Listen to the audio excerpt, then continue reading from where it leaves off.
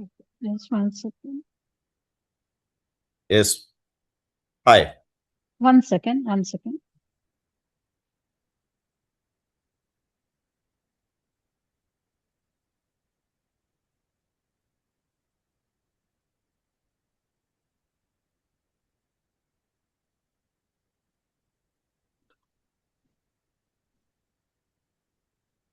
Okay. Uh, Good afternoon, everyone. On behalf of agricultureinformation.com, I'd like to invite the speaker, Mr. Anant Harihar Bakhare, who will talk about horticulture practices in orchards and pruning techniques. I now request the speaker to begin. Thank you. Hi. I am Anant Hariyar Bhakre. I am MSc Agri, and from last 36 years, I am doing a consultation, plantations in all the crops, like horticultural crops, then soilless, polyhouses, shade nets, and hydroponics. And recently, I am started the giving a consultation in the saffron growing. I had started my work in 1990. I have also a farm.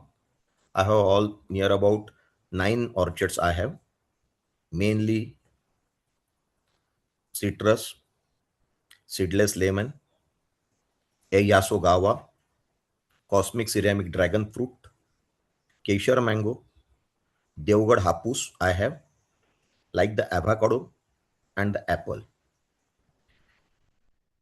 and all are delegations through the Sri Krushi Hub organization.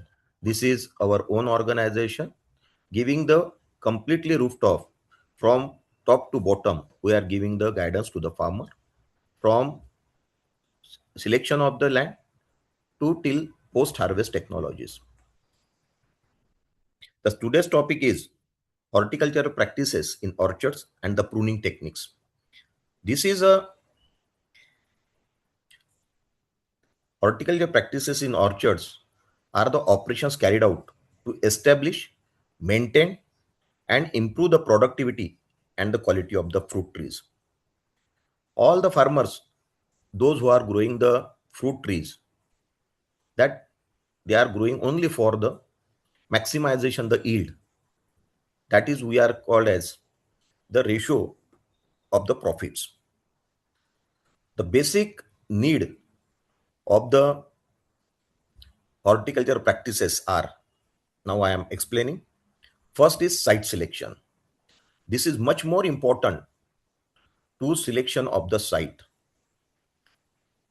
That is means choose the fertile, well drained soil, ensure adequate sunlight and water availability. Without water, no the horticultural crops will be grown, because if we are targeting the lease market or the niche market, we will be available in the market when the demand is more and the supply is less. Another thing, avoid frost prone and waterlogged areas. In India, nowadays, many soils are waterlogged because of the much more use of chemical fertilizers, do not much plowing. That means you have to select the land which is fertile and the well drained soil. Another major thing is soil and water testing. Soil test is must before planning to plant orchards. Mainly pH, organic carbon, electrical conductivity, and the calcium carbonate. When we are planning to plant the orchards, that first you have to test your soil with a reputed soil test lab, and the results to be accumulated and compiled with a known person who having a degree of MSc Agri with the soil chemist. This is much more important. Another is the water test. It must be for the planning. Nowadays, the water pH is increasing because the water depth of the soil or the water depth of the well, bore well, will be decreasing very fastly. Another thing, to check the pH, TDS, total salt available, and the hardness. If the hardness is much more, you have to start working on the first on the water. If the hardness is more, TDS is more, your soil will be waterlogged within 3 to 4 years. Therefore, first soil test and the water test is very compulsory when you are start for the planning to plant the orchards. Another, land preparation. Generally, farmer select the land, make book the plants, make the pit, and plant the orchards. But when you are planning for the orchard, from the age of the orchard's age is minimum 10 years to 80 years or 100 years. For that, you have to make your soil or land to be honestly the good soil for the crops. When we are doing a land preparation, first clear weeds and the stones, deep plow and level the land, incorporate organic manure before planting. As per the soil test, when you are doing a soil test, you will get the results of the soil. That means your available organic carbon. If the organic carbon is below 50.50, that means soil is very poor in organic carbon. You have to incorporate maximum manuring or green manuring, that is decomposed manures. Another thing, before plantation of the orchards, you have to do a drip irrigation and the water management as per the plant. You have to take a survey of the drip irrigation fallow, make a drip irrigation systems to be ready in your field before any plant orchard plantation. For example, if I am planning to plant Kesher mango in my land, but I am thinking plant the first Kesher mango, then I will go for the drip irrigation. But do not this type of, because when the your rains comes, when your rain start or it closes, you didn't know. Therefore, you will get required water at the time of plantation. Therefore, prefer drip irrigation installation of good company like Netafim, Jain, Kothari. These are the companies mainly I am highlighting. These are the good companies. Otherwise, in all over India, number of companies available with a good quality and the ISI marks. Discharge of drip as per the plants, liter per hour, that is we are called as LPH. Minimum drippers are of 2 liter, 4 liter, 8 liter and 16 liter. LPH, that means liter per hour. If you are planting the any crop which is more than the 50 years, you will give 2 lateral both the side, and the discharge of the drip around 16 liter per hour water. That drip will save your water and the improve efficiency of the soil. In flood irrigation, when we are giving a flood irrigation, rather than the drip, it loses your water as well as erosion of the soil. And the another thing, mainly, sometimes more water causes the plants to death. Another thing is avoid both drought stress and waterlogging. आप में यहाँ पे एक ध्यान में रखना है कि जब भी आप प्लांट को पानी दे रहे हो या ना दे रहे हो, तो वो ड्रॉट ट्रेस में जाना नहीं चाहिए। आपको उसको समझना चाहिए।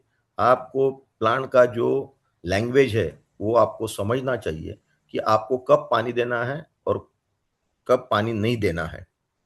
जनरली क्या होता है कि हम जब पानी देते हैं, पानी हम सोच के देते हैं कि काफी धूप चल रही है, प्लांट को बहुत ज्यादा पानी लग रहा है करके हम बहुत ज्यादा पानी देते हैं। लेकिन दोस्तों यहाँ पे एक ध्यान में रखिए, प्लांट को अपने को जो पानी देना है वो उसके मुंह में देना है, ना कि उसके नाक में डालना है या उसका नोज अपने को दबाना नहीं है। That you have to be very selective about the watering. जितना आप पानी का मात्रा को बराबर इस्तेमाल करोगे, उतना प्लांट आपका आपके साथ में ज्यादा दिन तक चलेगा और अच्छे से ग्रो भी होगा। Another thing in the horticulture practices mainly is planting material. ये काफी महत्वपूर्ण बात है। जो भी आप प्लांटिंग मटेरियल मटेरियल ले रहे हो, जो भी प्लांट्स या ऑर्चिड्स आप खरीद रहे हो, कहीं से भी खरीद रहे हो, वो आपको हेल्दी प्लांट चाहिए, डिसीज फ्री प्लांटेशन मटेरियल चाहिए आपको। उसका जो भी एज रहेगा और उसका जो भी बैग साइज रहेगा, जनरली प्लांटेशन साइज जो आपको मिलता है, प्लांट जो मिलते हैं 1 केजी के बैग में मिलते हैं, 1 KG soil, 5 KG soil, 10 KG soil, then 15 KG soil, 20 KG soil and the 50 KG soils. आपको जितना भी बड़ा पौधा लगाना है या जितना भी बड़ा प्लांट आपको लगाना है, you will select it from the good nursery और उसको आप प्लांटेशन करिए। प्लांटेशन बुक करते वक्त एक ध्यान में रखिए कि जो भी आप प्लांट्स बुक करोगे उसमें आपको मिक्स प्लांट्स नहीं आना चाहिए। इसका आप वहां पे ध्यान में रख के वो नर्सरी से बात कर लेना जरूरी है। जनरली क्या होता है कि फॉर एग्जाम्पल अगर हम ड्रैगन फ्रूट ले रहे हैं, तो ड्रैगन फ्रूट में आज के दिन में इंडिया में करीबन 4 से 5 वेराइटीज चल रही है। उसमें अगर हमारे पास 2-3 वेराइटीज के प्लांट्स अगर आ गए, तो हमको मार्केटिंग के लिए भी तकलीफ होती है, ग्रोइंग के लिए भी तकलीफ होता है और हमारा सीजन भी मिसमैच होता है। फ्रूट सबको ही आते हैं, लेकिन छोटा बड़ा जब फल आता है तो मार्केट में हमको सेग्रीगेशन करते करते हम परेशान हो जाते हैं। करके जब भी आप कोई भी प्लांटेशन मटेरियल लोगे, तो वो मटेरियल आपको एक ही जात का मिलना चाहिए और उसको ही आपको ग्रो करना है। उसके बाद में आपको जो भी आप जहां से भी प्लांट ले रहे हो या कोई भी आपका जो कंसल्टेंट आपको सजेस्ट कर रहा है, उसको ये पूछ लीजिए कि कितने फीट बाय कितने फीट का गड्ढा आपको लेना है। जितना आप, जैसा फॉर एग्जांपल अगर हम 5 केजी की बैग ले रहे हैं, 5 केजी मैंगो का प्लांट है हमारे पास, जिसका केशर मैंगो है, जिसमें करीबन सॉइल आता है 6 से 7 केजी आता है। उसके लिए मिनिमम आपको आपका जो पीट का लेना है वो 1.5 बाय 1.5 का लेना है। 1.5 बाय 1.5 बाय 1.5 आपका डीप भी 1.5 फीट जाएगा और आपका ऊपर में भी उसका टॉप जो रहेगा ये 1.5 फीट का आएगा। और वो एक बार आपने सिलेक्ट कर लिया, क्रॉप आपने सिलेक्ट कर लिया, तो उसको जो आपको फिल करना है, जो भी मिट्टी निकलती है, टॉप सॉइल निकलती है और आपका फार्म मैन्योर जो रहता है, जो पूरा डिकम्पोज हुआ रहेगा, उसको ही आपको यूज करना है। पूरा डिकम्पोज हुआ इसलिए आपको लेना है। उसमें अदरवाइज ये होता है कि उसमें काफी आपको फंजाइज आते हैं, उसके बाद में काफी पेस्ट आपको उसके साथ में आ जाता है, जो आपके प्लांट्स को बहुत ज्यादा डिकेड करता है और वहां पे उसकी मॉर्टेलिटी बढ़ती है। और फार्मर को ये ध्यान में नहीं आता है कि मेरे प्लांट्स आप मर रहे क्यों है, जबकि मैंने सब बराबर किया लेकिन प्लांट्स क्यों मर रहे हैं। उसमें भी एक ध्यान में रखिए कि जब भी आप कंपोस्ट लीजिए, वहां पे आपको दीमक नहीं मिलना चाहिए। कहीं अगर दीमक गलती से भी अगर रहती है या आपको दीमक का कीड़ा कहीं दिखता है, तो उसको आपको जब आप प्लांटेशन कर रहे हो या पीट मेकिंग कर रहे हो, फिलिंग कर रहे हो पीट का, तब आपको वहां पे नीम केक या जो अभी बाजार में जो मिलता है रीजन ग्रैन्यूअल या कैप्ट्रा, ये इसको आपको यूज करके आपको बाद में ही प्लांटेशन करना है। और सबसे इसमें जरूरी बात है कि जो भी आप प्लांटेशन करोगे उसका आपको स्पेसिंग आपको फिक्स करना है। अभी इसमें दो अभी जो चल रहा है फिलहाल मार्केट में, या फार्मर जो प्लांटेशन कर रहा है, काफी लोग मिडो ऑर्चिड से जा रहे हैं, जिसमें नंबर ऑफ प्लांट्स आपके ज्यादा बैठते हैं, उपज भी ज्यादा आता है, लेकिन उसमें आपको प्रूनिंग भी काफी करना पड़ता है, जिसको आपको वहां पे आप कंप्लीटली ध्यान में रखना चाहिए कि मेरा कब अब मेरे को प्रूनिंग करना है, at what time I want to plant take the fruit, ये सब आपको करके जाना है। अदरवाइज रेगुलर जो स्पेसिंग आता है, गवर्नमेंट स्पेसिंग आता है, या रेगुलर जो स्पेसिंग गांव में चलता है 12 बाय 12, 15 बाय 15, 20 बाय 20, वो हिसाब से उसको लगाइए। आपका जो छठवां पॉइंट जो आता है हॉर्टिकल्चर प्रैक्टिसेस में, वो आता है nutrient management, which is most important part of the soil as well as the plant. Apply, मैंने जैसे आप जो आपको बताया, फार्मेट को, मैन्योर को आप अप्लाई करिए, या आपका कंपोस्ट जो डिकम्पोस्ट कंपोस्ट मिलता है आपको, या अभी काफी मार्केट में कंपोस्ट ग्रेन्यूल्स भी आना चालू हुए है, जिसमें कोई फंजाई नहीं आता है, कोई पेस्ट नहीं आता है, आपका इरोजन नहीं होता है, ऐसे ग्रेन्यूल्स भी आज मार्केट में मिलना चालू हुआ है। तो आप उसको भी यूज कर सकते हैं। लेकिन ये सब करते वक्त आपका जो कोई सॉइल टेस्ट रिपोर्ट है, जिसमें आपका ऑर्गेनिक कार्बन जितना है, वो हिसाब से ही आपको वो पीट को उस वैसे फील करना है। ये सबसे जरूरी है। नहीं तो मेरा अगर ऑर्गेनिक कार्बन मेरे जमीन में काफी अच्छा दिखा रहा है और मैं पीट को पूरे फार्म एंड मैन्योर से फील कर रहा हूँ, या बहुत ज्यादा ग्रेन्यूल्स यूज कर रहा हूँ, तो आपको वेस्टेज ऑफ मनी आप कर रहे हो। उसको वहां पे रोक के आपने जो करना है, आपके सॉइल टेस्ट हिसाब से आपको आगे बढ़ना है। उसके बाद में जब भी आप न्यूट्रिशंस दोगे प्लांट को, आपके सॉइल टेस्ट हिसाब से आपको एनपीके उसको अप्लाई करना है, साल में 1 बार या 2 बार या 5 बार, या आपको लिक्विड फर्टिलाइजर अगर यूज कर रहे हो तो आपको वीकली या मंथली, ये आपको आपके सॉइल टेस्ट के हिसाब से ही आपको उसको बैलेंस फर्टिलाइजर देना जरूरी है। इसके अलावा सबसे जो जरूरी बात आती है ऑर्चर्ड्स में, दैट इज माइक्रोन्यूट्रिएंट डिफिशियंसीज।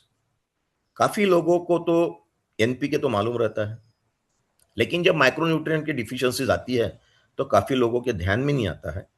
और उसमें क्या होता है कि पत्ते गल जाना, फ्रूट सेटिंग नहीं होना, अच्छे क्वालिटी के फ्रूट्स नहीं आना, टेढ़े मेढ़े फ्रूट्स आना, ये सब आपका माइक्रोन्यूट्रिएंट डिफिशियंसी जब आ जाता है, उसमें काफी ये दिक्कतें होती है।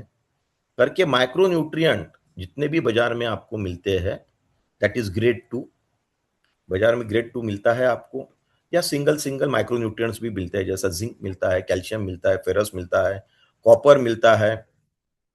जितने भी माइक्रोन्यूट्रिएंट्स मिलते हैं, ये आपको रेगुलर यूज पर, आपको क्रॉप को एज पर आपके प्लांट ऑर्चर्ड्स के हिसाब से आपको उसको यूज करना है।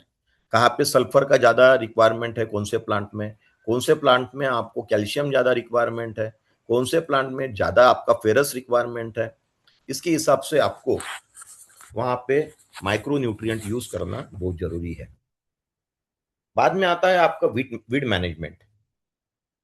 सबसे ये काफी बड़ा एक आज के दिन में चल रहा है कि वीड मैनेजमेंट अगर आप नहीं करोगे तो आपका प्लांट भी ग्रो नहीं होगा। उसके अलावा आपको आने वाली उपज, आने वाला आपका हार्वेस्ट, ये कोई भी क्वालिटी का नहीं आएगा। आपका खर्चा बढ़ते रहेगा और ओनली आप उसमें काफी परेशान हो जाओगे, खर्चा बढ़ रहा है और मेरे को मेरा इनकम आ ही नहीं रहा है। तो ये सस्टेनेबल आपका फार्मिंग नहीं हो सकता है वहां पे। करके weed management is the major task in the farmer area now, how to manage the weeds. एक तो आप वीड्स उसको मैन्युअली निकाल सकते हो या मैकेनिकली निकाल सकते हो।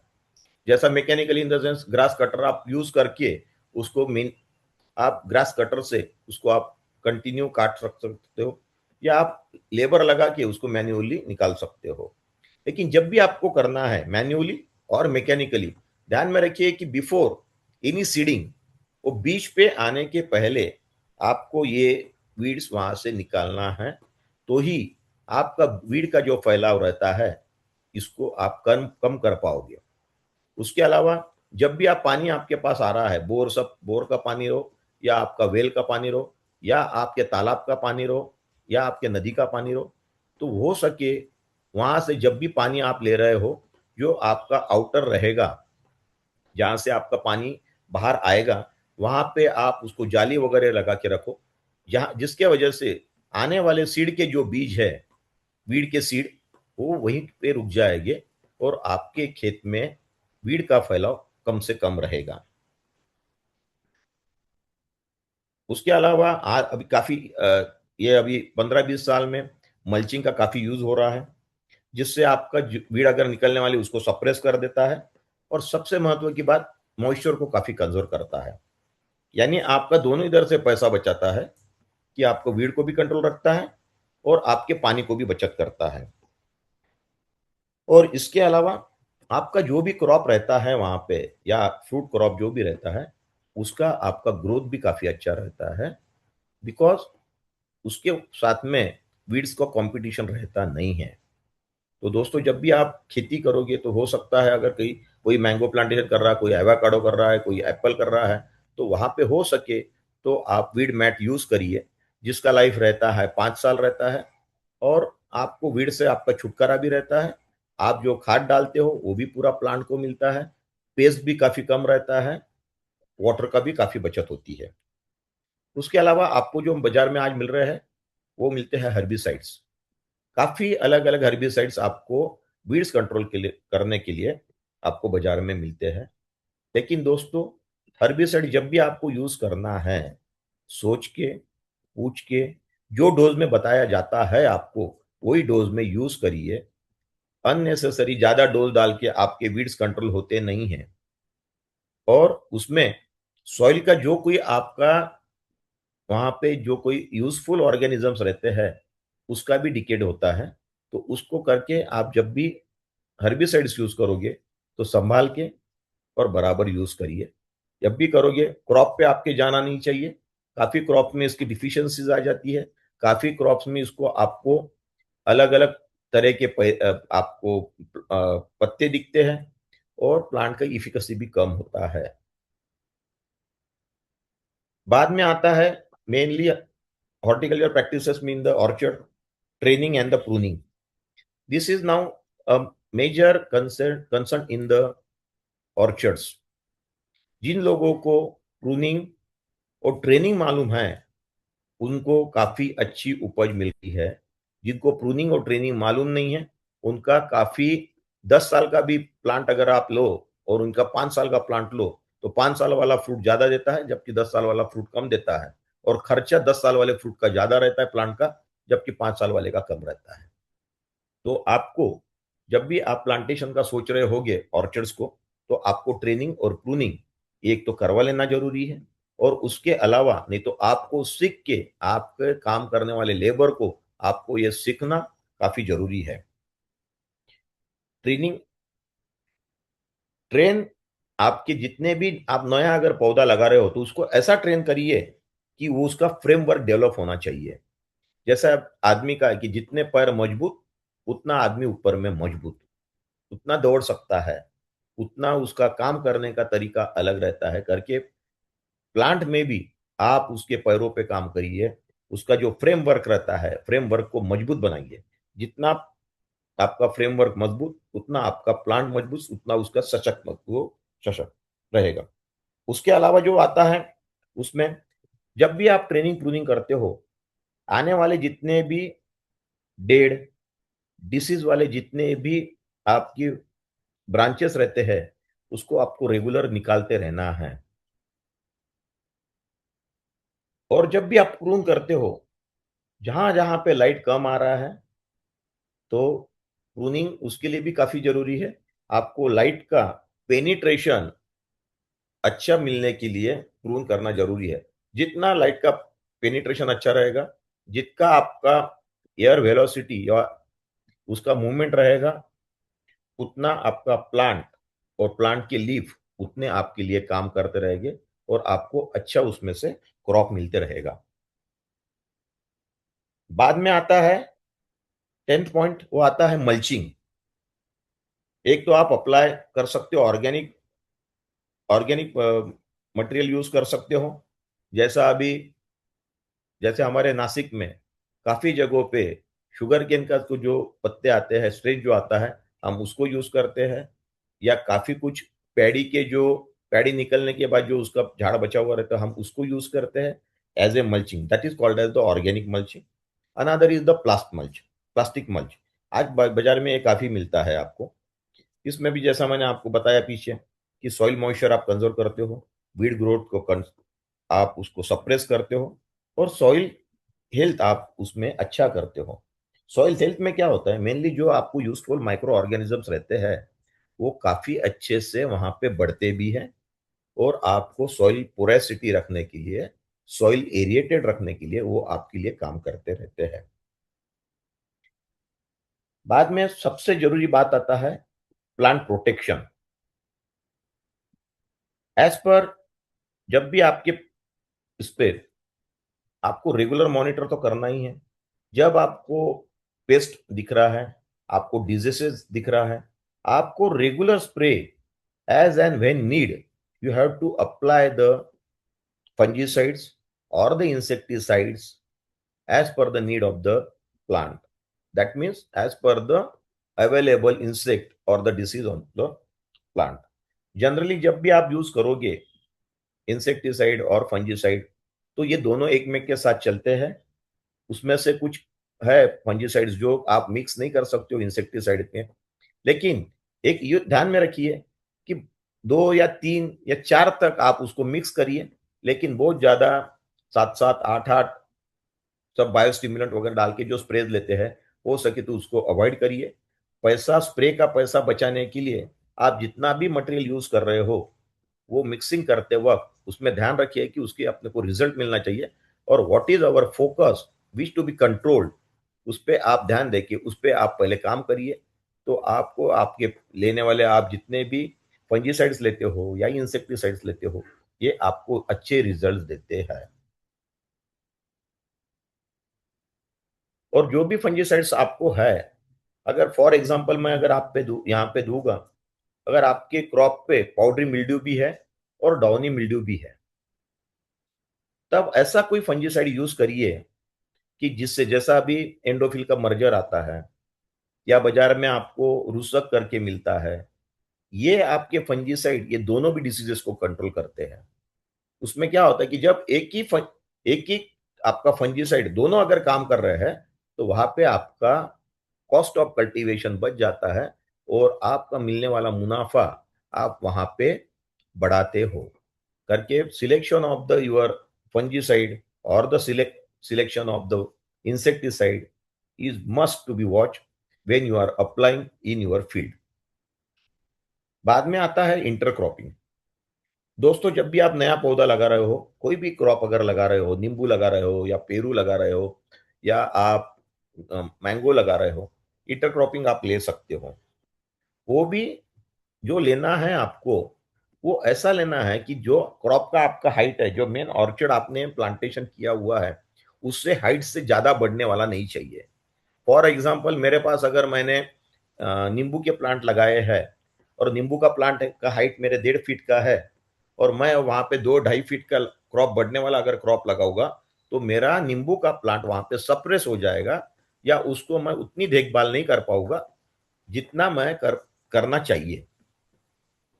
जब भी आप करके जो भी प्लांटेशन मटेरियल लोगे, जितने हाइट का लोगे, उससे नीचे 5 इंच 6 इंच आपका इंटरक्रॉपिंग वाला क्रॉप रहना चाहिए। इस पे आप ध्यान दीजिए। उसमें आपको 2 फायदे होते हैं जब आप इंटरक्रॉप लेते हो। एक तो शॉर्ट ड्यूरेशन रहते हैं, तो आपके ईयरली एक्सपेंसेस जो होते हैं उसको भी वो संभालते हैं। आपके ऑर्चिड ऑर्चिड जो रहते हैं उसको एस्टेब्लिशमेंट के लिए भी काम करते हैं, क्योंकि आप शॉर्ट ड्यूरेशन क्रॉप पे स्प्रेज मारते रहते हो, आप वहां पे फर्टिलाइजर देते रहते हो, तो आपके जो ऑर्चिड्स है वो भी वहां से अवेलेबल न्यूट्रिशन कर लेते हैं, वो भी आपके इंसेक्ट से दूर रहते हैं करके उसमें ग्रो भी होता है। और अनदर थिंग, अगर आपने सोयाबीन जैसा क्रॉप या आप उड़ीद मूंग जैसा क्रॉप या आप पल्सेस जैसा क्रॉप अगर लगा लेते हो, स्मॉल पल्सेस, तो आपको वहां पे आपकी फर्टिलिटी बढ़ाने के लिए भी ये जो क्रॉप्स है इंटरक्रॉपिंग वाला, ये आपको सपोर्ट करता है करके। जब भी आप करोगे तो आप आपकी हिसाब से जो भी क्रॉप आपको लेना है आपके सॉइल के हिसाब से और आपने लगाया हुआ ऑर्चर्ड के हाइट के हिसाब से, वो हिसाब से आप सिलेक्ट करके उसको बोइए और वहां से आप आपका होने वाला खर्चा वहां से निकालिए। बाद में आता है उसमें हॉर्टिकल्चर प्रैक्टिसेस में harvesting. This is the major task again. आपको जब भी हार्वेस्टिंग करना है क्रॉप में, उसका नंबर ऑफ डेज आपके ध्यान में चाहिए, उसको कब हार्वेस्ट करना है, when it comes to the maturity, इसको भी आपको सीखना जरूरी है। और वो मैच्योरिटी होने के बाद उसका जो स्टेज आता है मैच्योरिटी का, तभी फल निकलना चाहिए। आपने अगर काफी ग्रीन निकाला तो वहां पे भी उसका फ्रूट क्वालिटी आपको मिलना नहीं है, और ओवर राइपन्ड अगर आपने निकाला तो वो भी आपके लॉसेस होने वाले हैं। करके जो मार्केट में आप बेचने वाले हो, वो मार्केट में आपका कैसा रिक्वायरमेंट रहने वाला है फ्रूट का, कैसा फ्रूट लग चलने वाला है, इसको थोड़ा सा आप ध्यान रख के वो मार्केट में बाजार में जाके उसका पूरा जायजा लीजिए। वो हिसाब से ही आप आपका निकालने वाला स्टेज आप तय करिए और उसको ये करिए। और जब भी आप फल निकालते हो, उसको हैंडल एकदम केयरफुली करिए। कहीं घसना नहीं चाहिए, वो नीचे गिरा हुआ नहीं चाहिए। जितना आप अच्छा चकाचौंध आपका क्रॉप जितना बाजार में दोगे, उतना आपको वहां पे अच्छे रेट्स भी मिलते हैं, और सामने वाले इसके कस्टमर के पास जाता है तो वो भी हैप्पी रहता है। हम जो बिजनेस व्यवसाय कर रहे हैं फार्मिंग का, this is also a business.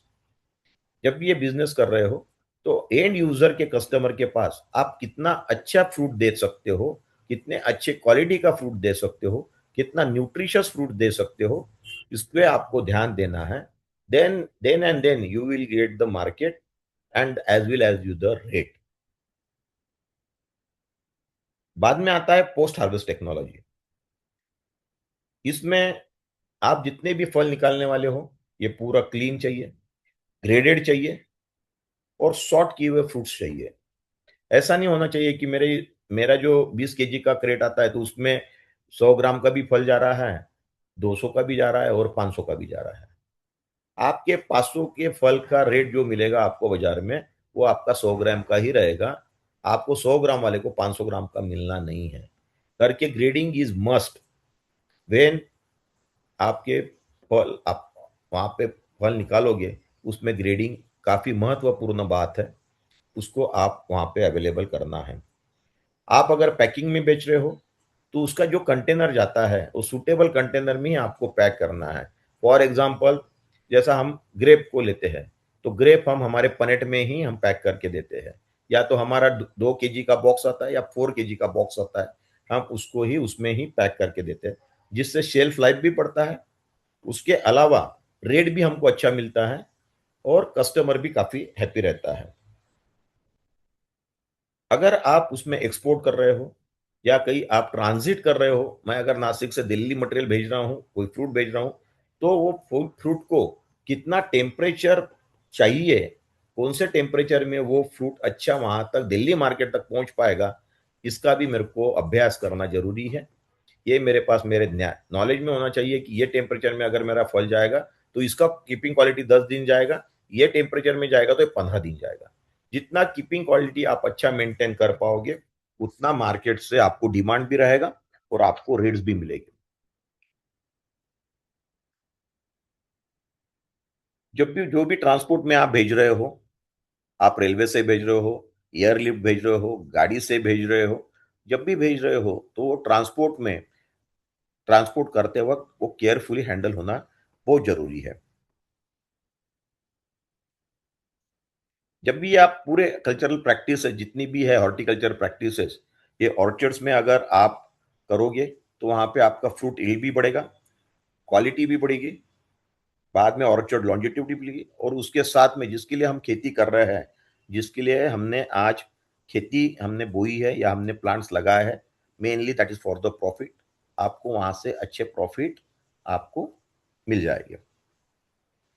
जैसा अभी ये आज का इसमें टॉपिक में horticulture practices and the pruning, एक pruning techniques in the orchards, ये अनदर टॉपिक है जिसमें आपको मेनली प्रूनिंग पे ध्यान देना जरूरी है। तो मैं उसके अभी जो जो अलग अलग प्रूनिंग आते हैं वो मैं अभी आपको बताता हूँ, आप उसको ध्यान से सुनिए। या ये स्लाइड जो रहता है इसका फोटोज भी निकाल सकते हो, या आपको उसमें आने वाले जो कोई क्वेश्चंस रहेंगे उसको जॉट डाउन करके रखिए। ये मेरा और 15 मिनट में जो रहेगा उसके बाद में मेरे को आप क्वेश्चन भी पूछिए, उस पर मैं आपको सलाह भी दूंगा। मेनली प्रूनिंग जो हम करते हैं, it is the selective removal of the branches. Pruning means क्या है कि जितने ही हमारी अननेसेसरी ब्रांचेस है या जितने भी हमारी अफेक्टेड ब्रांचेस है, डिसीज से हो या आपके पेस्ट से हो, हम उसको पूरे तरह से रिमूवल करते हैं, जिसमें आपके शूट्स भी आते हैं, कभी कभी आपके रूट्स भी आते हैं। उससे क्या होता है कि प्लांट का हेल्थ अच्छा रहता है, शेप में प्लांट रहता है, फ्रूट प्रोडक्शन में आपको हेल्दी प्रोडक्शन देता है, और सबसे महत्व की बात, और वो आपको क्वालिटी के फ्रूट्स देता है। जहां पे क्वालिटी मिलेगा वहां पे आपको प्रॉफिट आ जाएगा। मेनली ऑब्जेक्टिव्स ऑफ प्रूनिंग जो रहते हैं, ये मेनली जो आता है, develop a strong tree frame. जैसा मैंने आपको इसमें भी बताया था हॉर्टिकल्चर प्रैक्टिसेस में, कि आपको जो प्रूनिंग करना है, प्लांट का स्ट्रॉन्ग आपको ट्री फ्रेमवर्क जरूरी है। उसने आपके जितने भी आप केजी फल लेने वाले हो, 10 केजी, 20 केजी, 50 केजी, उतना उसने वो झाड़ ने संभालना चाहिए। संभाल के उसने उसने वो झाड़ को जितने भी फल रहेंगे उसको उसने बराबर नरिशमेंट देना चाहिए करके, आपको प्लांट का जो भी फ्रेम रहेगा ये उसको आपको स्ट्रॉन्ग फ्रेम बनाना है। जब भी ये प्रूनिंग करते हो तो remove dead, deceased and the damage branches. काफी बड़ा फल निकालते वक्त ब्रांचेस आपकी टूट जाती है, जो पेड़ों में लटकी हुई रहती है। आपको ऐसे ब्रांचेस, डैमेज जो ब्रांचेस रहती है उसको आपको निकालना है। बाद में क्रिस क्रॉस कुछ ब्रांचेस आती है, उसको आपको निकालना है। Dead and disease plant branches तो काफी बार अपने को दिखती है, उसको आपको हटाना है। हटाते इसको हटाने से क्या होता है कि आपको लाइट का पेनिट्रेशन अच्छा मिलता है और एयर सर्कुलेशन अच्छा मिलता है। जैसा मैंने पिछले इसमें भी बताया कि लाइट पेनिट्रेशन जितना अच्छा मिलेगा, आपके ऑर्चर्ड को जितना अच्छा लाइट मिलेगा, उतना अच्छा आपको उपज का क्वालिटी मिलेगा और आपका क्वांटिटी भी आएगा। और एयर सर्कुलेशन से क्या होता है, जैसा आदमी को ऑक्सीजन चाहिए वैसा सेम प्लांट को भी चाहिए। प्लांट को हर जगह से, हर साइड से एयर सर्कुलेशन से वजह से उसको भी काफी ऑक्सीजन की मात्रा उसके पास रहती है और वो पूरे तरीके से फ्लरिश होता है आपको अच्छे से अच्छे क्वालिटी का फ्रूट देने के लिए। बाद में जैसा मैंने आपको जो भी बताया था, मिडो ऑर्चिड और रेगुलर प्लांटेशन। अगर मिडो ऑर्चिड में आप जा रहे हो तो आपको ट्री का साइज और शेप मेंटेन करना जरूरी है। मिडो ऑर्चिड में मैं अभी आपको यहाँ पे एक एग्जांपल देता हूँ। अगर मैंने कल वहाँ मेरे खेत में मैंगो लगाया हुआ है, केशर मैंगो, रेगुलर में मेरा लगता है 300, जबकि मेरे मिडो ऑर्चिड में जो लगता है वो लगता है 750। 750 का प्लांट का हाइट जो रहेगा मिडो ऑर्चिड में, ये नॉट मैक्सिमम 6 फीट के ऊपर नहीं जाता है, 6 फीट के ऊपर नहीं जाता है, और रेगुलर जो मैंगो जाता है ये 15 से 18 फीट तक जाता है। तो जब ये आपका मिडो ऑर्चिड में आप काम कर रहे हो तो आपको प्लांट का शेप और साइज ये दोनों भी मेंटेन करना है। उसके साथ में आपको वो प्लांट पे कितने फल लेना है वो हिसाब से आपको वहां पे ब्रांचेस मेंटेन करना है, उसका थिकनेस और ब्रांचेस का आपको तैयार करना है और वहां से आपको क्वालिटी का उपज लेना है।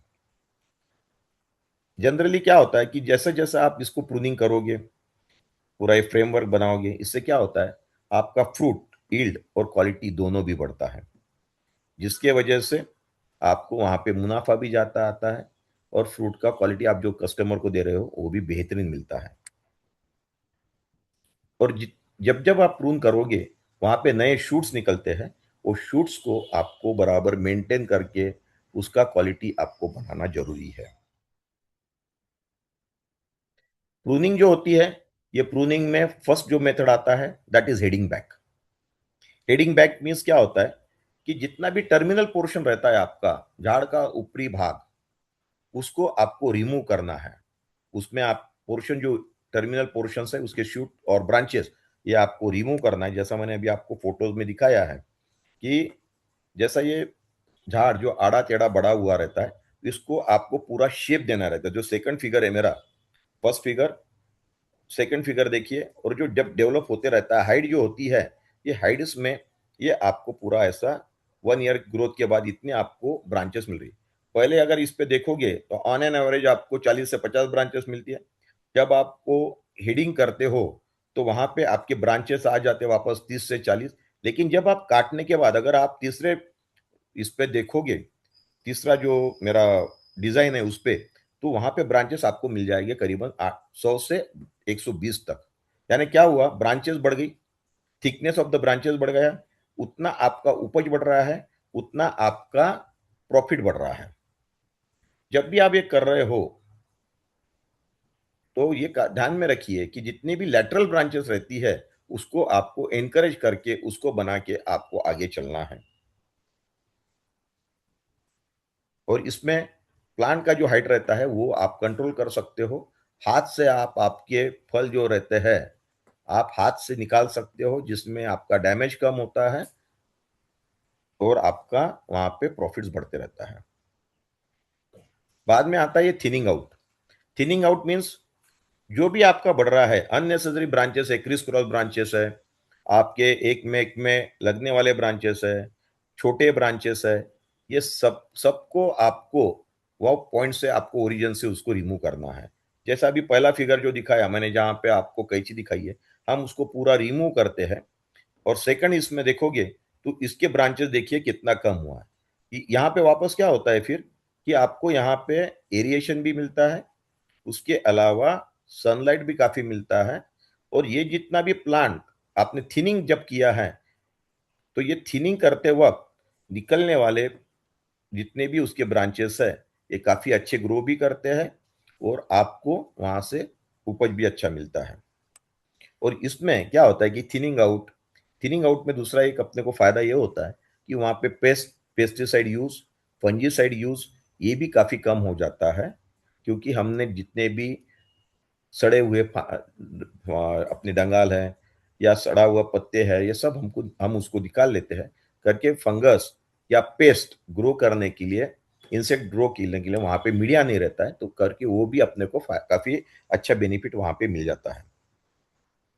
बाद में आता है ये पिंचिंग। पिंचिंग यानी अगर आपका ब्रांच टेंडर जो रहता है, 3 to 4 लीव्स, ऊपर के जो 3 से 4 पत्ते रहते हैं उसको सिर्फ हटाना है। वो हटाने से उसको हम कहते हैं पिंचिंग। अगर आपने देखा होगा कि काफी अभी कोई क्रॉप जाता है, for example the marigold. Marigold की इसमें क्या होता है कि जो पहले कली आती है हम उसको हटा देते हैं। उससे क्या होता है कि जैसी कली हमने हटाया तो नीचे से मैक्सिमम ब्रांचेस निकलते हैं, जितना ब्रांचेस उसको निकलेगा उतना ही आपको वो फूल ज्यादा देगा। Same with the fruit crops also. आप उसका टिप जो है उसको आप रोक लो, उसको टिप को ग्रो रोक लिया कि नीचे से जितने भी पत्ते रहते हैं उसमें से ब्रांचेस निकलते हैं और उसमें से आपको फ्लावरिंग और फ्रूटिंग मिलता है। ये होता है आपका pinching. Pinching is very usual, normal, आप चलते चलते खेत में आप भी कर सकते हो और ये काफी अच्छा एक आपको प्रोसेस मिलता है। Renewal pruning.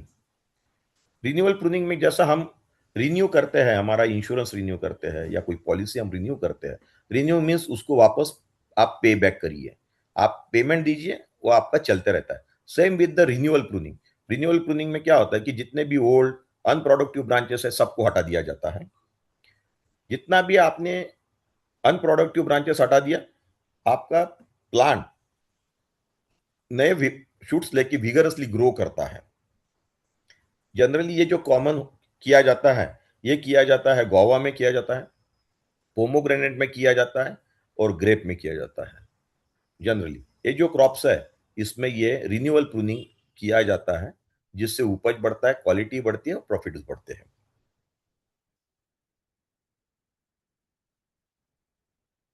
जनरली जब भी प्रूनिंग आपको करना है वो आप रिकमेंडेड सीजन में करिए एज पर द क्रॉप। और दूसरी बात एक ध्यान में रखिए कि जब भी आपको प्रून करना है, प्रूनिंग करते वक्त आप जो मार्केट को टारगेट कर रहे हो वो मार्केट में आपके फल को कब बाजार रहने वाला है या कब मार्केट मिलने वाला है, वो हिसाब से उसको बिफोर वहां से कैलकुलेशन करके 3 मंथ 4 मंथ्स बैक आके वहां पे आप आपका वहां पे प्रूनिंग करिए।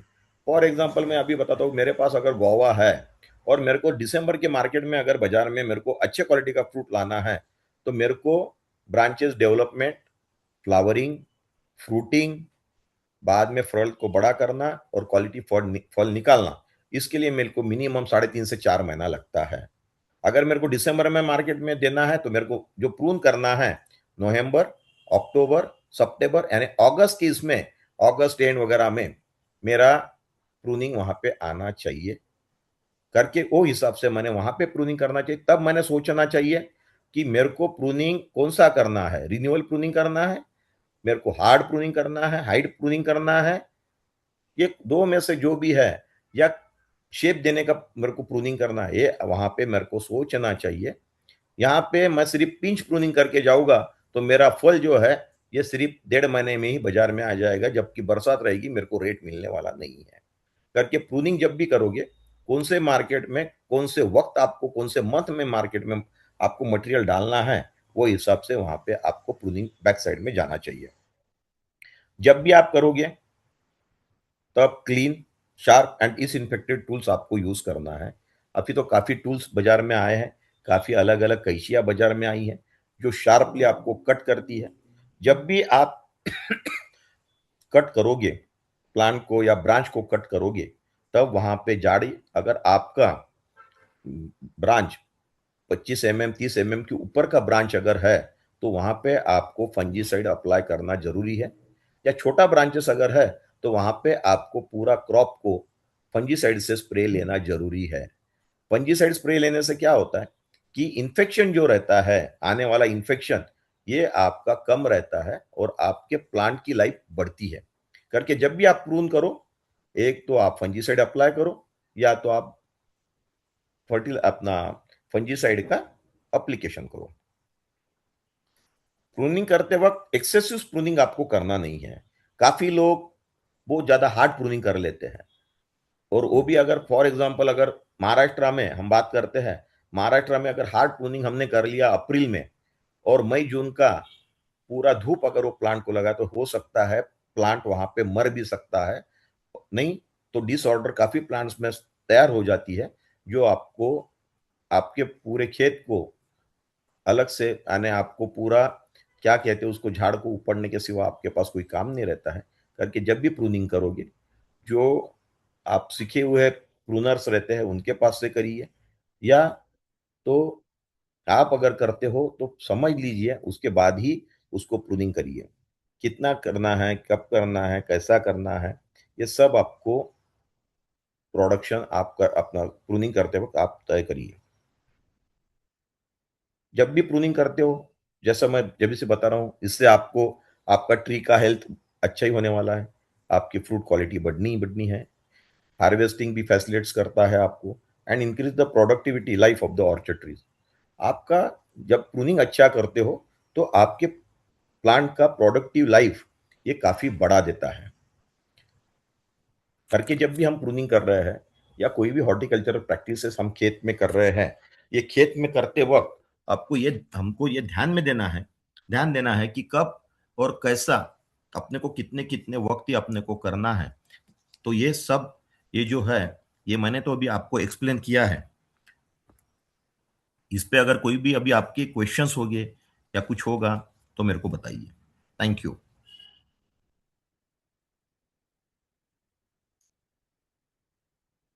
Yes ma'am.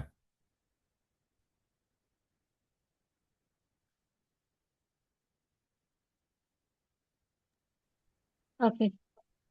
या Thank you, Mr. Anand, for a detailed presentation. Since we are running short of time, I'll take some minimum questions. या So some important and minimum questions. या So the first question is, why is pruning essential and what are the common mistakes farmers should avoid?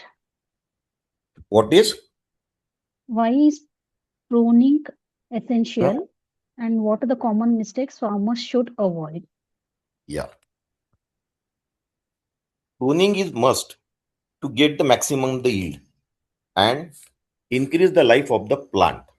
This is the use of, mainly we are doing the pruning for this, and farmer will avoid, जब भी वो prune कर रहा है उसने prune करते वक्त plant का लाइफ, बाद में सॉइल क्वालिटी, देने वाले उसके न्यूट्रिशंस कितना दे रहा है, और उसके कौन से मार्केट में उसको टारगेट करना है, वो हिसाब से उसने उसको प्रून करना चाहिए। अगर ये मिस्टेक्स अगर अवॉइड कर लिया तो फिर प्रूनिंग के लिए कहीं पे भी दिक्कत नहीं जाता और उपज के लिए भी कोई दिक्कत नहीं जाती है।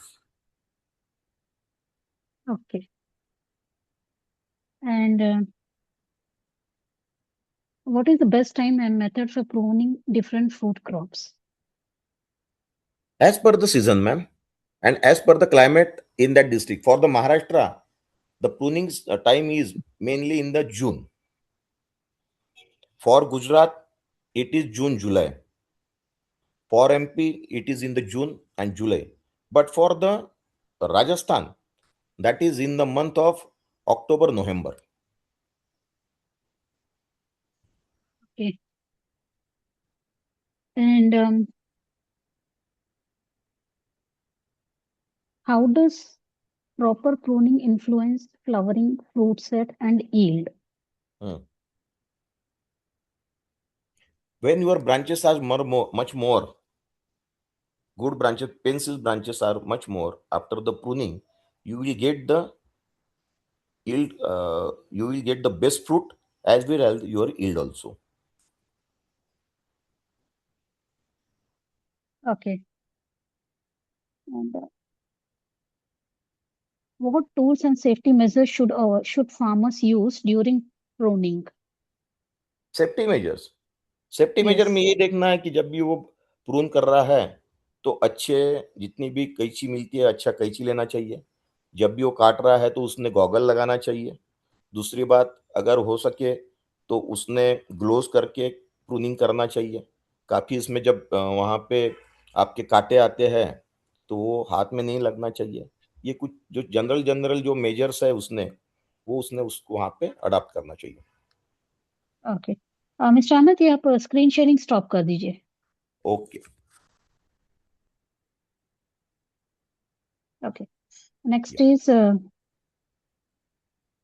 how can how can pruning help in reducing pest and disease incidents in orchards? जब भी हम प्रूनिंग करते हैं तो जनरली जितना भी इन्फेक्टेड शूट्स रहते हैं, इन्फेक्टेड ब्रांचेस रहते हैं, जो जिसपे फंजाइस काफ़ी रहते हैं, उसको हम डिस्कार्ड करते हैं।